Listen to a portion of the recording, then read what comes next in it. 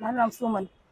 સુમનબેન ક્યાંથી આવો છો? શું અમે કામગીરી માટે આવ્યા? અમે માર્કેટ ગેટ પાછળથી આવી હી. અમે આવ્યા હે આધાર કાર્ડ હાટું આવ્યા છોકરાનો બદલાવ અપડેટ કરાવવા માટે, પણ આ કોઈ લોકો જવાબ દેતા નથી. ધક્કા માથે ધક્કા, કાંક ને કાંક નુક્સ કાઢે જ છે. ઘડી કે દાખલો બદલાયો, ઘડી કોલ. અમે 3-4 ધક્કા ખાધા હે ને પાછા રિટર્નમાં પાછા આવ્યા હે. તમે મહિલા છો, ઘર ચલાવવું પણ મુશ્કેલ પડતું હોય છે આવી રીતે ધક્કા ખાવાને કારણે. અમે કામ મૂકીને બધું હેરાન થવા આવી છે. ટોકન દઈને બેહાડી રાખે. તમે જોવો થરા કે લાઈન કેટલી બેઠી છે. શું કરવાનું?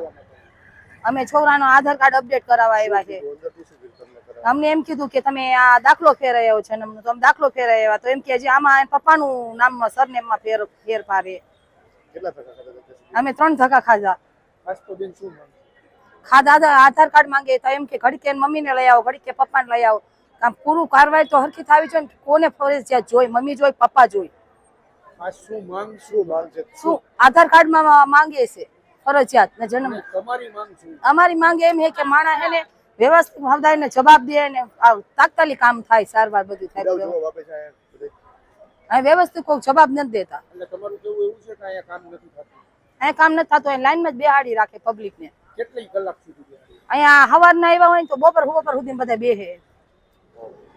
શું નામ તમારું? મિતેશ પાનખણિયા. મિતેશભાઈ, શું તકલીફ પડે છે?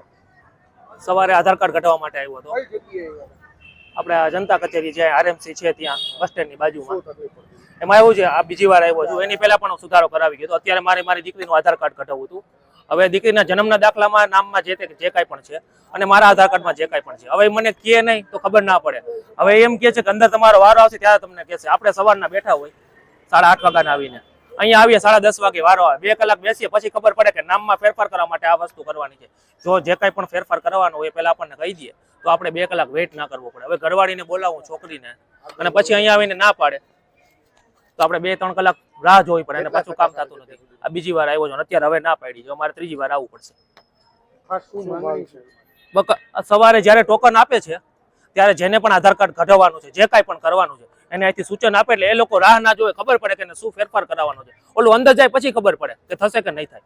એના કરતાં પહેલાથી જ અહીંથી કહી દઈએ જ્યારે ટોકન આપે છે ત્યારે તો વાંધો ના આવે ને ભાઈ. ઓલો અંદર જાય, મારે જ બહાર નીકળવું પડ્યું. અત્યારે નથી થાય મારું આધાર કાર્ડનું કામ.